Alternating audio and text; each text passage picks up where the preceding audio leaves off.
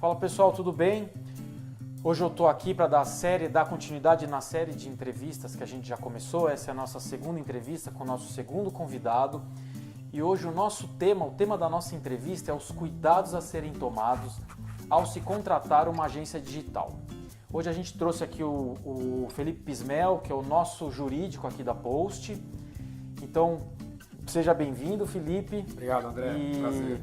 Estou te liberando espaço aqui para você se apresentar, contar um pouco da sua história e a gente começar essa entrevista. Legal. Bom, eu sou advogado há muito tempo, né? Tenho meu escritório, a Pismel Advogados, e conheço o André há muitos anos e somos amigos pessoais e, enfim, e nessa troca a gente aprendeu muito. Não só eu como advogado, mas acho que a gente conseguiu fazer uma troca legal, de conhecimento e tudo.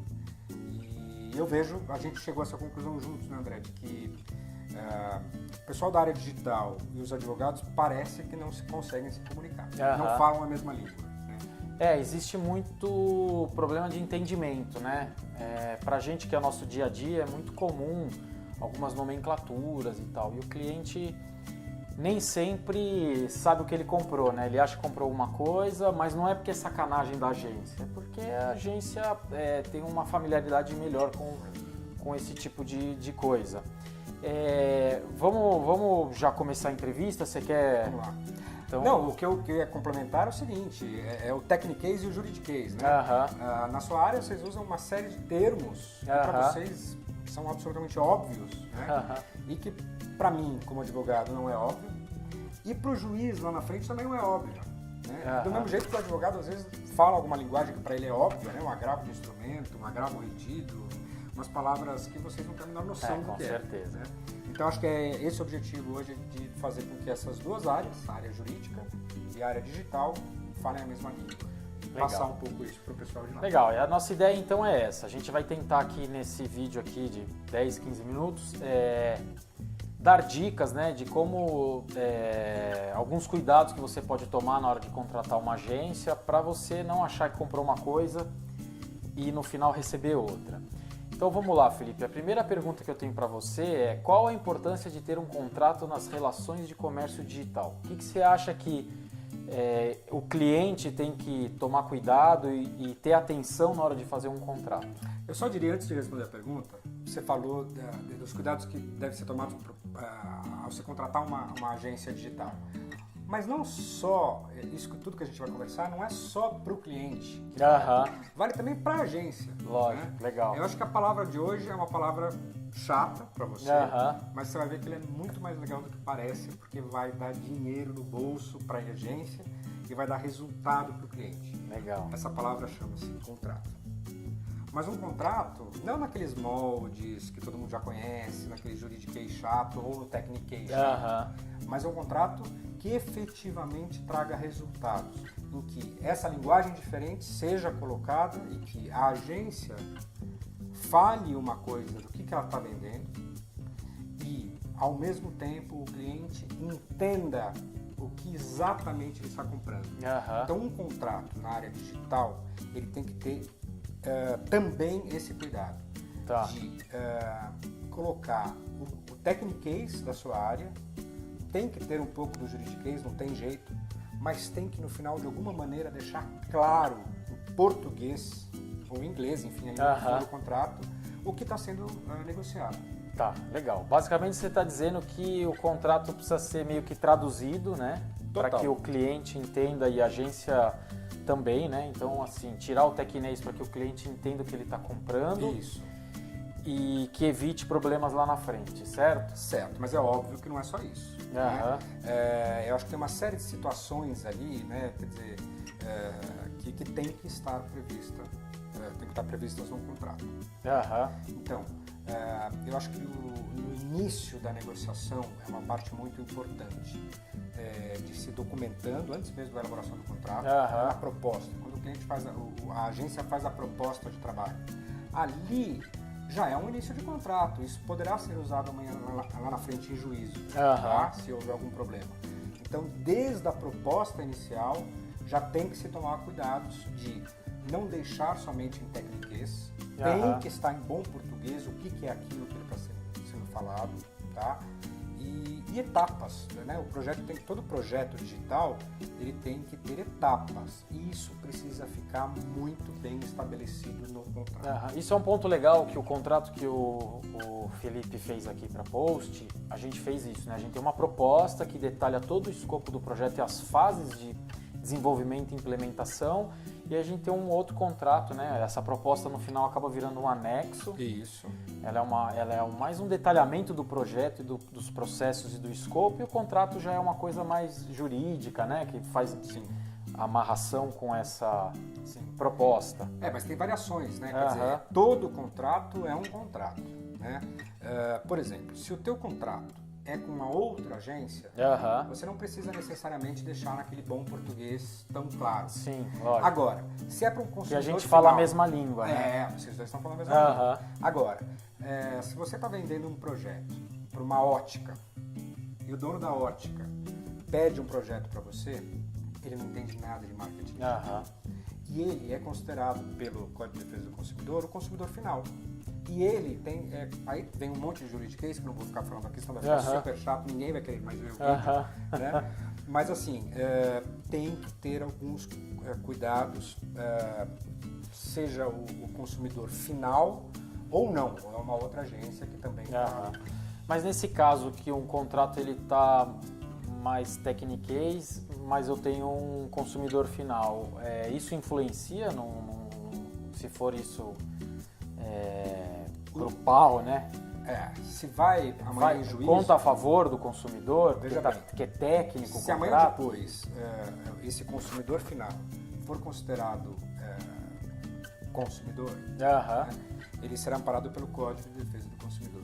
O Código de Defesa do Consumidor tem uma série de princípios que favorecem o consumidor. Entre eles, aquelas palavrinhas do juridiquês que ninguém gosta de ouvir, que é, por exemplo, a hipossuficiência e a inversão do ônus da prova. O que quer dizer isso? Eu tenho que provar isso? Isso, é o seguinte.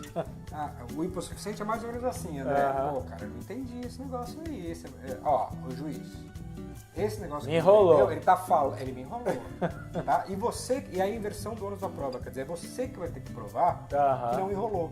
E aí você prova com aquele monte de técnicas pro juiz. O juiz também não vai entender. Entendi. Aí vem e aí um quem vai perito. ganhar a casa, aí vem um perito. E aí você fica sem receber o seu dinheirinho. E o cliente fica sem receber muitas vezes. E ainda corre o risco de ter problema, né? Exatamente. Então por isso que o contrato, claro, eu estou vendendo meu peixe, é óbvio, eu quero vender meu peixe, assim como você quer vender o seu. Mas eu vejo o seguinte, que infelizmente o advogado é de alguma maneira desprezado pelas pequenas agências. A importância do advogado é desprezada pelas pequenas agências e também pelo consumidor que vai adquirir. Ou uma empresa também, né? Muitas vezes a empresa. É que as empresas maiores têm um departamento jurídico, né? Mas as empresas menores mas não. Olha, eu trabalho muito com empresa e isso não é uma realidade, assim. As empresas... Normalmente eu que exijo um contrato. Tem muita gente que quer fazer esse tipo de trabalho e, vamos em frente. Eu que falo, olha o contrato. E são poucas as empresas que pedem. Essa cultura do contrato, ela vai obrigatoriamente mudar. Por quê? Porque hoje tem a lei anticorrupção. A lei anticorrupção, que é o compliance, que todo mundo fala, né? Agora é tudo compliance. Tenho ouvido bastante. Compliance. Compliance é muito mais amplo do que a lei anticorrupção em si. Mas, por exemplo, se você amanhã depois vai prestar um serviço digital para uma empresa americana. Se você não tem um programa de compliance implantado na sua empresa, ela não vai te contratar. Entendi. Porque obrigatoriamente tem que ter um programa de compliance. Legal, mas explica o que é o compliance, para quem não entende, de forma resumidamente. Eu sei que bem é um resumida. Isso. Uma maneira bem resumida de explicar o compliance é o seguinte: são regras e procedimentos e treinamentos, tá? Que a empresa tem que ter, de acordo com a lei, para evitar qualquer ato de corrupção. Tá? Então são condutas e comportamentos éticos. Que ele garante que ele vai cumprir, é isso? Mais do que isso, que ele garante que ele só vai fazer um serviço emitindo nota fiscal, pelo valor real do contrato, mas muito mais do que isso. Aí a gente teria que fazer vários vídeos para falar só sobre compliance. Eu acho que o vídeo de hoje é sobre contrato. O contrato tem que incluir, inclusive, o compliance. Legal. E por que as empresas não devem utilizar esses contratos padrões de internet aí? Que hoje em dia você faz busca, contrato prestação de serviços, contrato venda de apartamento, sei lá. Tem vários modelos prontos. O que você vê de problema nisso ou se não existe problema? O que você acha sobre isso? André, pela internet eu estaria morto. Eu já vi várias vezes, eu pesquisava na internet, eu tô com uma dor no joelho. E eu falo, nossa, eu tô em fase terminal. Né? É a mesma coisa. Se você contrata uma empresa ou a empresa usa um contrato padrão na internet, se o negócio der certo, ótimo, funcionou o contrato. Você vai falar assim, tá vendo? Eu não gastei dinheiro com advogado. Agora, se você tiver um problema com essa empresa, eu garanto que você vai gastar muito mais para resolver do que você teria gasto se tivesse um contrato decente. Então, assim, o contrato de internet, ele pode até ser melhor do que nada. Mas, às vezes, é melhor não ter nem esse. Então, na dúvida, André, eu oriento a contratar um advogado. Precisa ter um advogado. Só tem uma assessoria, entendeu? E aí eu dou uma dica tanto para o cliente da agência como a própria agência. Não adianta procurar um advogado que eventualmente não é especialista em direito digital, mas que não vai querer perder o cliente e dizer tudo o que você faz. O advogado não vai entender nada, André, nenhuma palavra. E aí ele vai usar esse. Não, isso ele não vai fazer. Imagino eu que não, espero que não. Mas ele vai fazer um contrato que às vezes ele não entende exatamente o que a empresa faz. Então, um bom advogado que entenda o que você vende e que entenda o que o consumidor espera é importante. E para isso, não adianta falar com o advogado por Skype. Tem que chamar ele aqui dentro da tua empresa, mostrar para ele como que você trabalha, o que você faz, como funciona os processos. Porque se ele entender, ele vai conseguir fazer isso no contrato. Botar no contrato de uma maneira que fique inequívoca, inclusive para o cliente. E aí o cliente não vai poder dizer, não entendi. Legal. E para quem é mais importante o contrato? Você acha que para o cliente ou para a agência? Isso. André, com certeza absoluta para os dois. André, contrato nada mais é do que botar no papel aquilo que você está vendendo, o preço que você está cobrando por isso, e de outro lado para o cliente o oposto. Quer dizer, eu estou comprando, eu quero isso. Eu vou receber em tanto tempo, desse vou pagar jeito. Isso. Tá? Não é um bicho de 7 cabeças. O contrato, às vezes, ele até é grande. Porque um contrato, muitas vezes, ele pretende abordar o maior número de situações que podem ocorrer, o maior tipo de conflitos. Cobrir os problemas, né? Como resolver problema A se acontecer isso. Tá? E o contrato ele tem que ter, uma série de coisas tem que ter um bom contrato digital. Tá, aproveitando que você está falando isso, o que não pode faltar num bom contrato? Não pode faltar muita coisa, André. Mas diga, sei lá, as 4 coisas principais. Tá. O que você acha? Eu acho que não pode faltar num bom contrato uma linguagem claríssima que se está vendendo e que se está comprando, tá? E depois, em seus anexos, pode ter, sim, deve ter o techniquez, tá? Porque se amanhã ou depois tiver uma briga com relação a esse contrato, imaginando a pior das hipóteses, e um perito venha a ser contratado para dizer quem tinha razão, ele entenda no techniquez o que é que você se comprometeu a fazer, tá? Além disso, não pode faltar prazo para pagamento, prazo para consecução de cada etapa do projeto. O que acontece se isso não for cumprido? Vamos dizer, se você que é o cara mais pontual que eu conheço no universo, mais estressado que você com cumprir prazo, eu não conheço, certo? Você não cumpriu um prazo. O que acontece? Você vai para o paredão? Não. Tem que ter alguma pena, que é o que a gente chama de cláusula penal. Uma pena. Uma multa. Uma multa. Tá? Ou outra cláusula, enfim, isso é negociável, as partes podem conversar, não é o advogado que vai fazer tudo. As partes que tem que falar, e se acontecer isso, se acontecer aquilo. Né? Vai negociando, você vai pondo no juridiquês. Isso, exatamente. E às vezes o advogado ele poderá auxiliar as partes a entenderem aonde pode haver problema. Né? Então pode haver problema no não cumprimento de um prazo. E aí? Aí não cumpriu, o que vai acontecer? Certo? E quando que o prazo pode ser suspenso? Por exemplo, às vezes o cliente precisa te dar uma informação. Isso acontece muito. Você tem um prazo estipulado com o cliente e por algum motivo ele não conseguiu cumprir a parte dele. Ele tem que te dar uma informação para você fazer o projeto. Isso, ou tem que aprovar uma fase. Isso precisa estar previsto no contrato.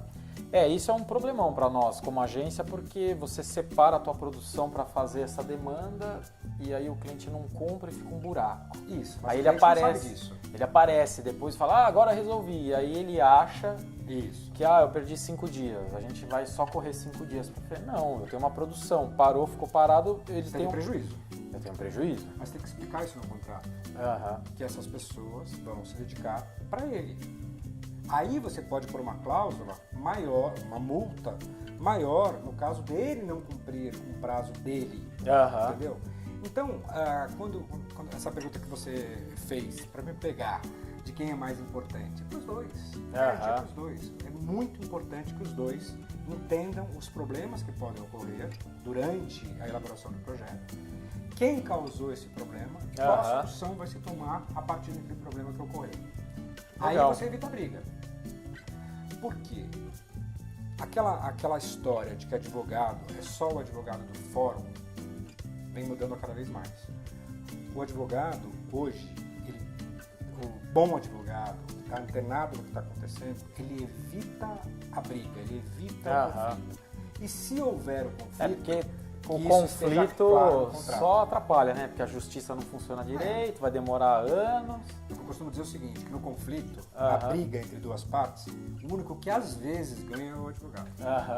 Os outros podem ter até uma sentença de procedência e tal, mas aí o tempo passou, demora muito. É um peso, né, que carrega. Legal, foi muito bom o papo, Felipe. Espero ter você presente aqui em outros vídeos. E foi um prazer receber. Muito legal, valeu mesmo. Eu espero que a gente faça outros vídeos como esse, porque eu acho que tem muita coisa que as nossas áreas podem se ajudar umas às outras. Legal. Se vocês tiverem alguma dúvida e quiserem perguntar alguma coisa, mandem para nós, que a gente encaminha para o Felipe aqui e a gente responde, né, Felipe? É isso aí. Obrigado, André. Obrigado, galera. Até o próximo vídeo aí. Tchau, tchau. Um abraço.